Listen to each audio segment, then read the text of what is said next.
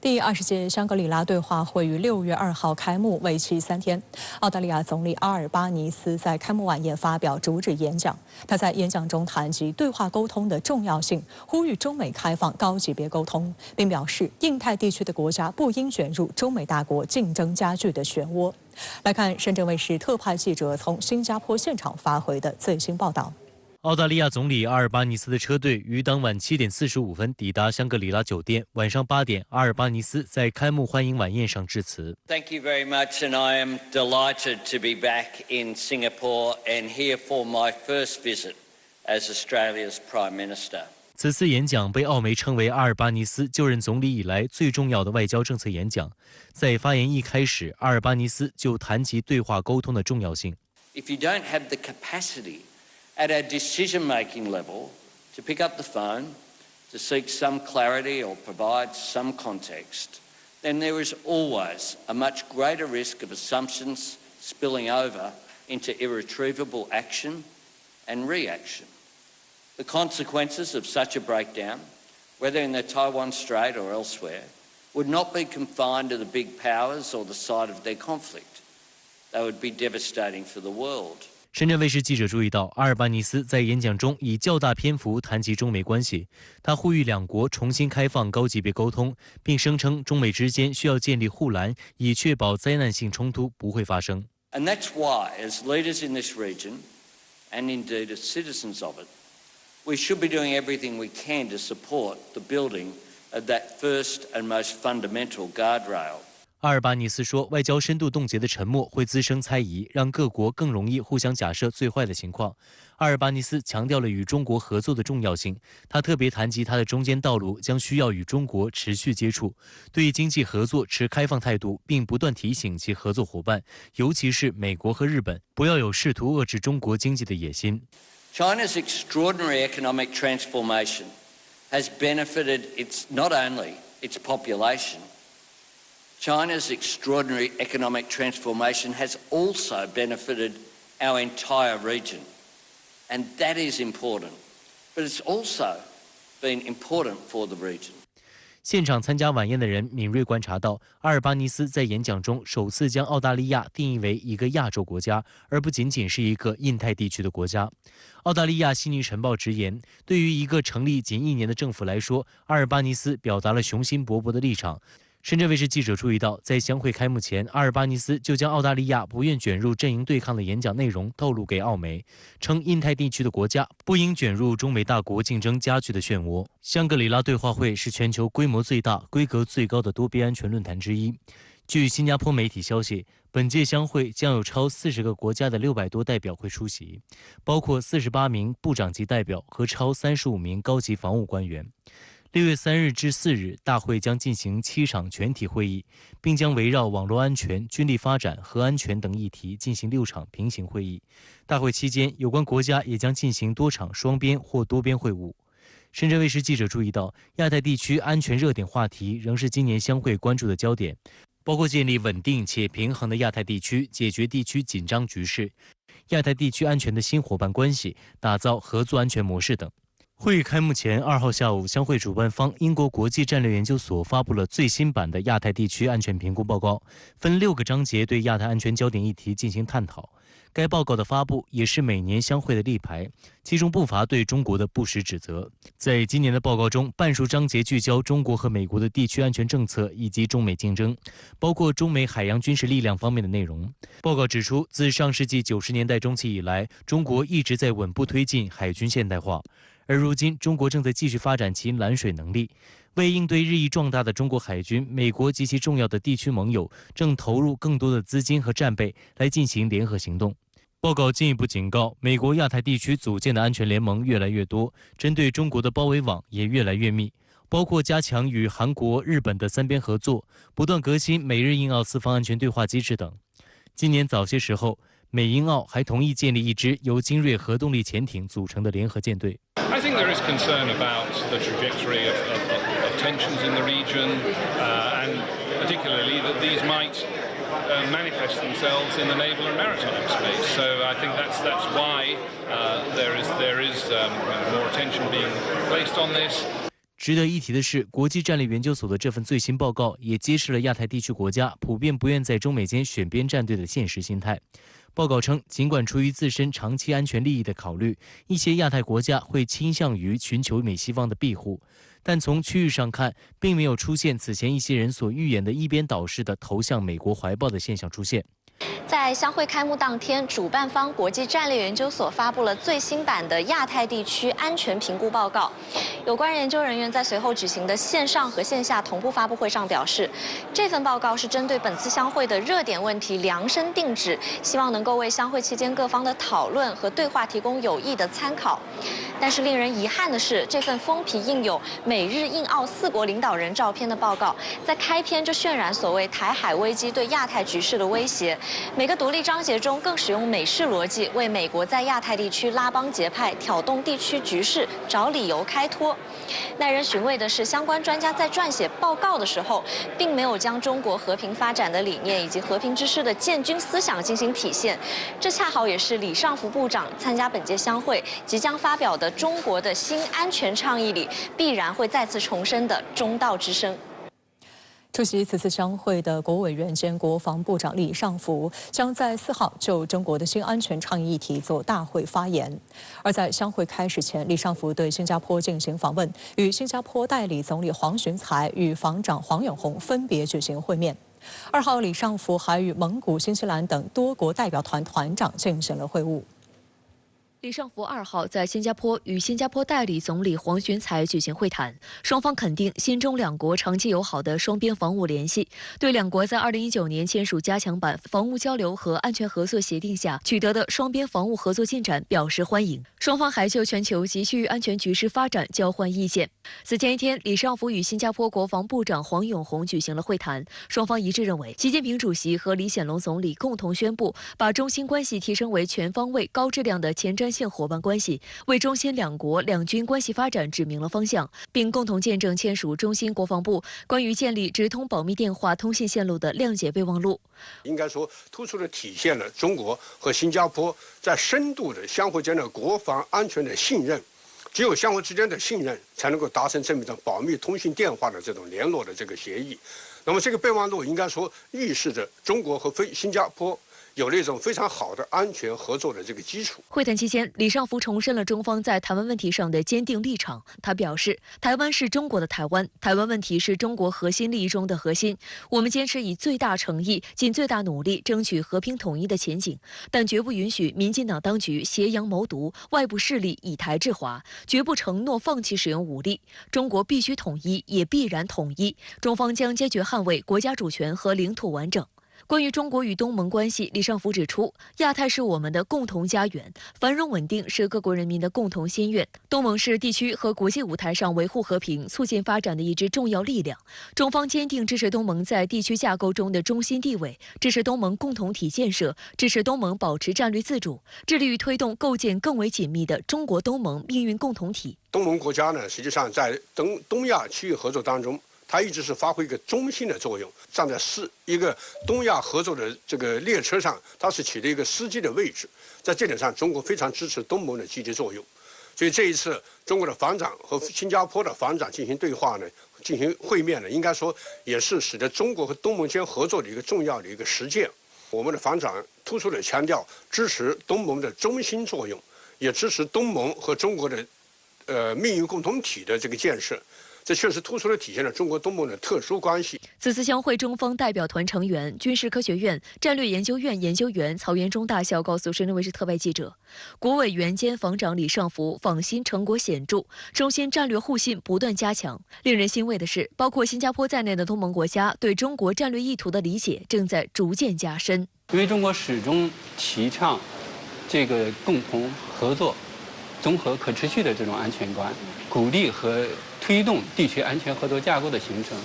这个中国反对的是域外大国对地区的挑拨离间，反对的是阵营对抗。对于东盟这些国家来说，在地区安全问题上与中国保持友好的合作关系，我觉得也是有益于地区安全稳定的。香会第一天的上午，国务委员兼国防部长李尚福分别与蒙古国和新西兰国的防长举行了双边会谈，分别持续约1小时。我注意到，在中方的多场双边互动时，场外都聚集了大量的中外媒体，一直在等待着最新的消息。和他们交谈时，我明显地感受到，媒体同行们都高度的期待中方能在地区乃至全球范围内发挥和平、稳定、建设性的大国作用。此次香格里拉对话会是李尚福担任国防部长后首次率团出席相会。根据会议安排，李尚福将于4号就中国的新安全倡议议题做大会发言。中方在去年4月首次提出全球安全倡议，并于今年2月发布全球安全倡议概念文件，明确了重点合作方向、合作平台与机制，得到全球多个国家的认可和支持。此次中方将赋予该倡议哪些新的内涵，备受外界关注和期待。应该说，在安全倡议上，中国提出了以6个坚持为核心的这种政策理念，对于推动地区和平，包括整个甚至世界的这种和平，应该说都是具有重要的这个引领意义和作用的。作为李方长首次参加这种香格里拉会议，应该说就肩负着这个阐释和解读中国的全球安全发展安全倡议的这种重要责任。应该说，我相信一定能够展现这个首长的这种风采，能够更好地向世界传播中国的安全理念。新加坡时政评论员翁德生表示，对今日亚洲来说，和平是最大的红利。占全球人口60%的亚洲，在实现繁荣过程中离不开和平。这项伟大而艰巨的工程，不容外来搅局者破坏。因此，中国提出的新安全观将在国际舞台上获得越来越多关注。马来西亚新亚洲战略研究中心主席翁世杰强调，任何国家都不能以牺牲他国利益为代价来加强自身安全。在当前一些国家大搞阵营对抗和本国利益优先的背景下，这为世界带来了一股清风。在中美关系紧张之际，美方在相会开始前大肆炒作中方拒绝中美防长会晤，也进一步将全球目光引至中美安全观在相会上的交锋。国防部发言人唐克飞此前就强调，对话不能没有原则，沟通不能没有底线。当前两军交流面临的困难，责任完全在美方。他还表示，中方重视发展中美两军关系和开展各层级沟通，事实上，两军接触交流并未中断。应该说，美国人在这方面做这些动作啊，都是一贯的套路了啊。一到这个方长对话的时候，他们就首先制造一些这种话题，包括中美军机在哪还在这个相遇的问题。所以说，他们的这种倒打一耙的这种方式，应该说，世界人民应该说我们大家都看得非常清楚。所以美国这样做是徒劳的、无益的。实际上，炒作这个中美这个高层。缺乏对话交流的这个责任完全在美方。联合早报副总编辑韩永红在专栏文章中指，防长会晤的大门关上后，美国的反应是什么呢？加码确保这扇门关得更紧。五角大楼立即把中国拒绝见面的消息公开给媒体，这无异于把防长会晤还可能有的悬念也全堵死了，使之成为板上钉钉，再无转圜可能。这相信也已让中国更加确定，美国并无诚意实现两国防长会晤，只是作状表演给国内和国际观众。美国防长奥斯汀在结束对日本的短暂访问后，也抵达新加坡，准备出席香格里拉对话会。那么，此次是奥斯汀就任后对印太地区的第7次访问。除了将在3号做大会发言外，他还将与日、澳、菲等国防长进行双边、多边会晤，所涉内容引发外界高度关注。2号上午，奥斯汀首先与相会东道国新加坡防长黄永红举行会晤。据新加坡国防部发布的消息，两位防长希望能通过新加坡向美国购买F-35B 战斗机的契机，加强双边合作。此外，两位防长也讨论了亚太地区的地缘政治发展，并同意美国的持续参与是重要的。双方还就如何建立一个稳健、开放和包容的区域架构交换意见。美国则重申会通过东盟加8防长会议为区域的防务能力建设做出贡献。这是奥斯汀以防长身份第2次参加相会。在去年举行的第19届相会上，他曾就美国印太战略的未来步骤发表演讲，进一步提出了美国推进所谓印太战略的下步举措。根据今年的会议安排，奥斯汀将在6月3日上午举行的全体大会上做题为“美国在印太的领导地位”的演讲。有批评认为，这意味着美国要把自身的霸权延伸到印太地区来。它是以打压对方，而不是以共同发展来处理地区安全问题的。所以这一点来说，地区国家应该说都有比较清晰的认识。此外，奥斯汀还将分别与日本、韩国、澳大利亚、菲律宾等国防长举行多场双多边会谈。据韩联社2号报道，美日韩防长会有望具体讨论构建朝鲜导弹预警信息的交换机制。三国领导人上月在日本广岛举行的7国集团峰会场边举行3边会谈，决定提升安全合作水平，而构建共享朝鲜导弹情报的体系被视为跟进措施的第一步。值得注意的是，奥斯汀1号在与日本首相岸田文雄会谈时，双方就携手深化延伸威慑相关讨论达成了一致。共同社称，这是考虑到了所谓安全保障环境严峻程度加剧，包括朝鲜核与导弹开发区域活跃，以及中俄在日本周边展开军事合作等。在此前，奥斯汀与日本防相滨田敬一举行的会谈中，两人确认为了能够一致迅速应对朝鲜挑衅行为，将包括韩国在内力争紧密合作。奥斯汀呼吁通过多边合作领域的创新举措强化威慑力。这种威慑呢，它可能包括日本，不但它的常规武器，也就是它的这个第2次的这种打击力量，那么把它的打击力量打造对方国家的这种疆域里边进行这种导弹的这种打击，这种所谓的反击力量。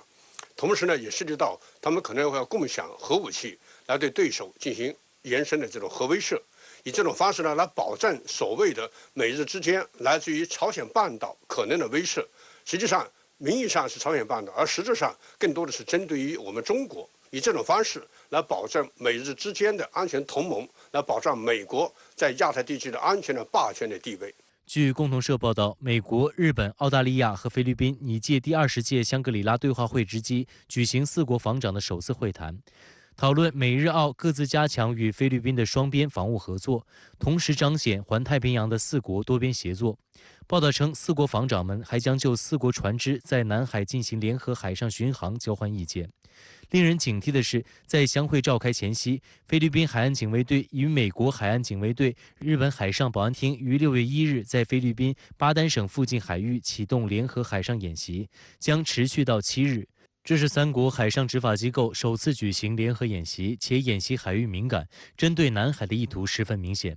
美国海岸警卫队、日本海上保安厅的介入也充分表明，除美日2国军事力量，作为准军事力量的海上执法机构也逐步加大与菲方的合作，形成全面介入南海的势头。据报道，3方为此次演习共出动了6艘执法舰船。其中，菲海岸警卫队出动4艘，美国海岸警卫队派出斯特拉顿号国家安全舰，日本海上保安厅派出秋津号巡视船。3方海上执法船只将在海上举行通信、机动、拍照取证、海上执法、搜救和海上通过等科目的演练活动，加强互操作性。带领菲方参加演习的菲律宾海岸警卫队副司令罗兰多·潘扎兰中将表示，联合海上演习将增进3方的海上合作和理解。美日海上执法机构一直在以自身标准为非海岸警卫队训练人员打造力量。实际上，非海岸警卫队参加演习的2艘执法船只也是由日本帮助建造的。这一次他们所做的是一种海上的执法的这个军事演习，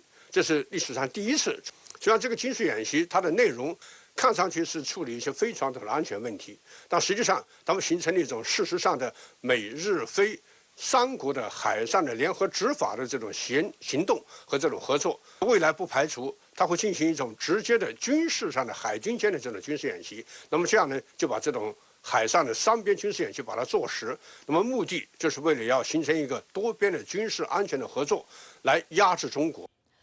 随着澳大利亚总理阿尔巴尼斯发表致辞，第20届香格里拉对话会正式拉开帷幕。那我们来看一下在相会现场的特约评论员吴伟发挥的现场观察。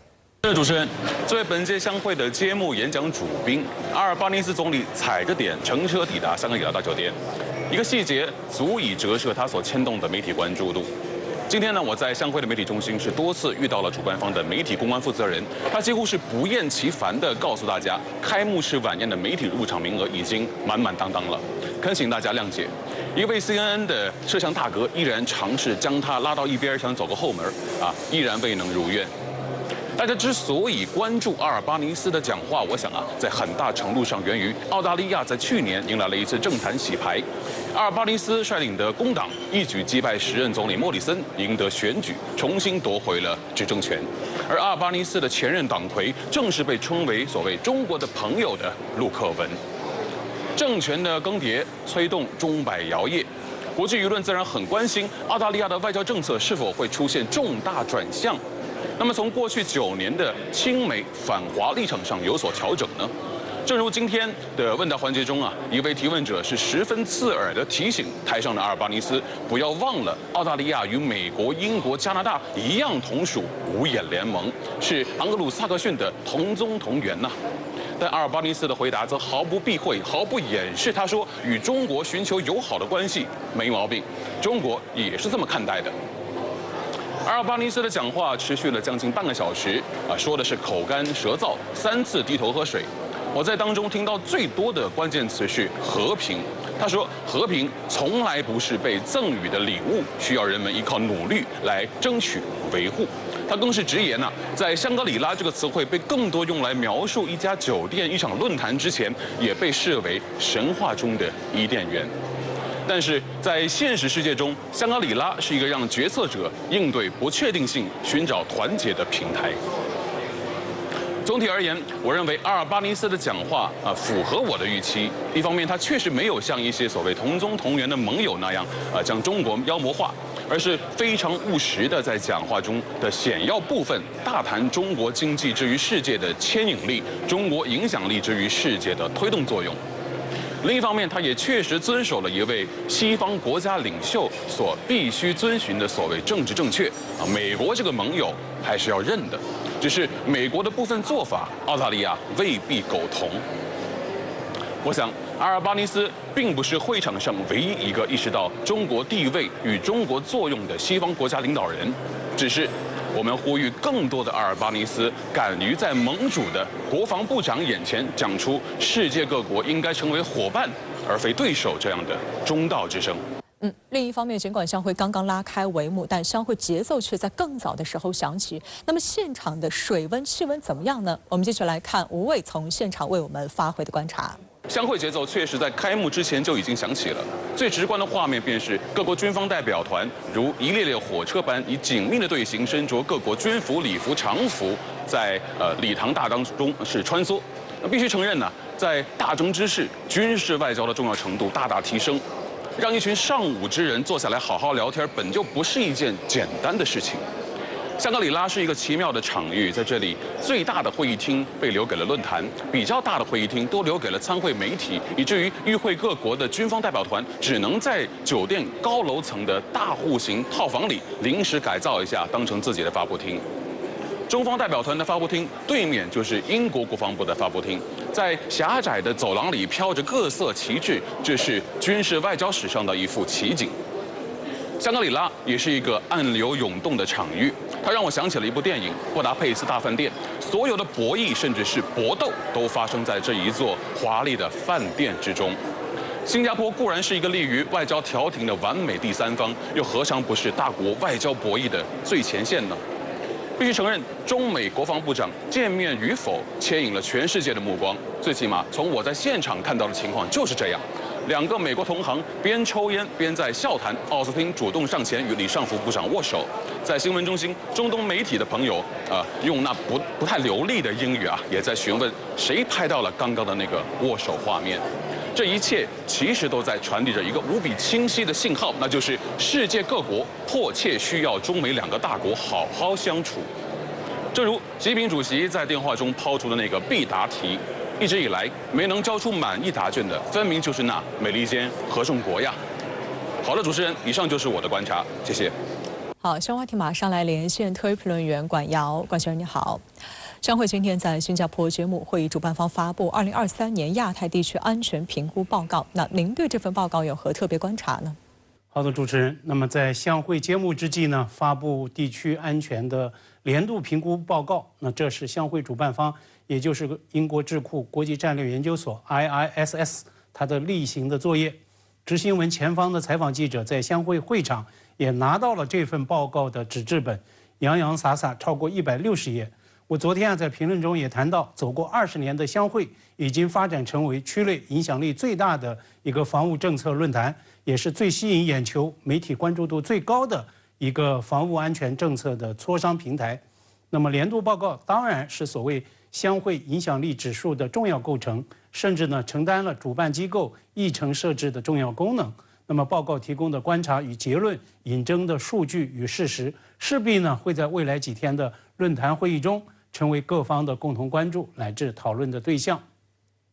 报告很长，在此呢做一个最精简的梳理，首要观察结论。那么中国议题是最大的焦点，没有之一。报告呢共分6章，这其中前5章都在聚焦中国，或者是将中国作为背景与延伸。比如呢，第1章谈乌克兰战争与亚太权力平衡，第2章聚焦台海，但是呢冠以扎眼的标题：紧张的美中关系与对台湾日增的所谓威胁。换言之，报告呢是把台湾问题放到中美战略博弈紧张加剧的这个大背景之下来做评估的。那值得关注的是，报告第4章专章讨论走过10年的一带一路倡议，它是以安全视角来评估发展倡议。那么这实际上呢是对美国近年在大肆推进的所谓经济与技术议程的安全化、武器化操弄布局的一种配合与呼应。所以特别要强调另外一个观察结论。那么 IISS 它作为域外的智库，它的年度报告只反映美西方观察亚太安全的一个典型的视角。事实上呢，它也只代表美西方基于地缘政治博弈乃至阵营对抗的安全利益需要。因此呢，在我看来，这份报告炒作涉华安全议题，它所得出的主要结论，实际上充满了偏见与误导。我个人呢坚决反对，并且严重质疑这份报告的几个涉华的主要结论。那在您看来，这份报告在涉华安全议题上主要有哪些偏见与误导，又都错在哪里？今天呢，美国 CNN 报道这份报告用了这样一个标题 ：Ukraine war has changed China's thinking around possible attack on Taiwan. Report says。IISS 的报告就声称说，乌克兰战争并没有改变中国对可能推进武统台湾的思维。那么 CNN 的导语呢也指出说，报告强调中国仍然是现行国际秩序的首要长期挑战，所谓 the leading long-term challenge。那么可以看出，涉台海与涉华整体安全态势的评估，这是美媒最重视的2个报告结论。那么强调所谓的长期挑战，这是对中国威胁论的另一种鼓噪。那么报告就渲染中国军力，包括炒作军费增长，乃至南水海军的硬核实力等等。实际上呢，这些话题并没有多少新意。没错，中国今年军费预算呢增长了7.5个百分点，但是美国在债务上限谈判因为党争腐斗一拖再拖，在最后时刻才撞线达成协议的大背景之下，仍然规划了史上最大规模、几近中方4倍的2023年的这个军费预算。那么美国威胁又如何来量化评估呢？报告称，现行国际秩序面临挑战，但是在描述亚太安全环境时，报告它有没有偷换概念呢？有没有真正思考过何为真正的国际秩序呢？大国外长秦刚上月在访问德国期间参观波茨坦会议就职时曾经讲话质问美国口口声声要维护以规则为基础的国际秩序，却把自己当年起草的波茨坦公告抛在了脑后，支持纵容台独分裂活动，破坏战后国际秩序，损害中国主权和领土完整。那么中国人民绝不答应。报告从乌克兰战争的角度来推断中方所谓的武统思维，在我看来，这是对所谓今日乌克兰明日台湾的再度鼓吹，是西方视角铺成台海议题的典型叙事。秦刚曾经就此坚定表态，任何冷战绝不容在亚洲重演，乌克兰式的危机绝不容在亚洲复制。但是呢，我也要补充，报告第1章论证乌克兰危机与台湾问题，它的逻辑不对，但是呢，至少它的观察结论部分是对的。实际上，这也再次见证，不管是乌克兰危机，亦或是任何其他类似国际危机，都不会对中国不可阻挡的国家统一进程带来任何实质性的影响与干扰。中国最高领导人对此说得再明确不过了。任何人、任何外部势力都不要低估14亿中国人民推进国家统一的坚定决心、坚强意志与强大实力。今天在香会会场，五角大楼发言人莱德在接受直新闻记者独家提问时特别强调，中美保持畅顺沟通非常重要。那您对此怎么看呢？莱德他是在回应直新闻记者有关中美防长相会见面的议题时做这一番表示的。很耐人寻味的一点是，那么在面对中国记者时，五角大楼发言人显然降低了调门。他强调，保持沟通管道的开放可以让我们有效管控关系，避免误判云。但是呢，前一天他的上司，也就是美国防长奥斯汀在东京讲的话，那可就严厉多了。奥斯汀就指责中方拒绝会晤的决定是不幸的，而不沟通的后果呢，可能会导致特别事态非常迅速的失控。他的原话是 "An incident that could very quickly spiral out of control." 至于奥斯汀的内阁同僚国务卿布林肯呢，他也在瑞典发声威胁说，最危险的事就是不沟通。昨天我在节目中曾经分析，本届香会中美防长双边会晤破局呢是大概率的事件。今天香会东道国大报联合早报他的观察分析就称说，中美防长相会见面会谈的这个可能性为零。但是呢，也要强调，双边不见面未必意味着多边会场内中美防长同场不打招呼、不互动。还要强调，那么莱德和他的上司一样，回避了中美防长双边会晤何以破局的根本的症结所在。如果说拜登前任特朗普实施的所谓单方面制裁已经成为美军寻求与中国军方高层对话的事实上的大坑的话，那么美方到底有没有意愿、有没有勇气去填平这个坑呢？所以这又回到我昨天在节目中讨论的一个关键问题：美国权力系统到底有没有这种纠错止损的机制与能力？我注意到香会主题报告的第2章讨论美中紧张关系，首要结论就是 No change under Biden， 认定拜登在延续特朗普时代的所谓对华强硬政策。今天全世界都看到了这相当让人肉痛的一幕，美国老总统他又摔了，而且呢他摔得不轻，拜登最后是在保安人员的搀扶之下总算爬起来了。那么要求对华沟通的美国防长和他的下属们，能不能从美国人自己挖的制裁坑里爬出来？香会是我们一个很好的观察窗口。好，谢谢管尧先生在线和我们分享您的观点，谢谢。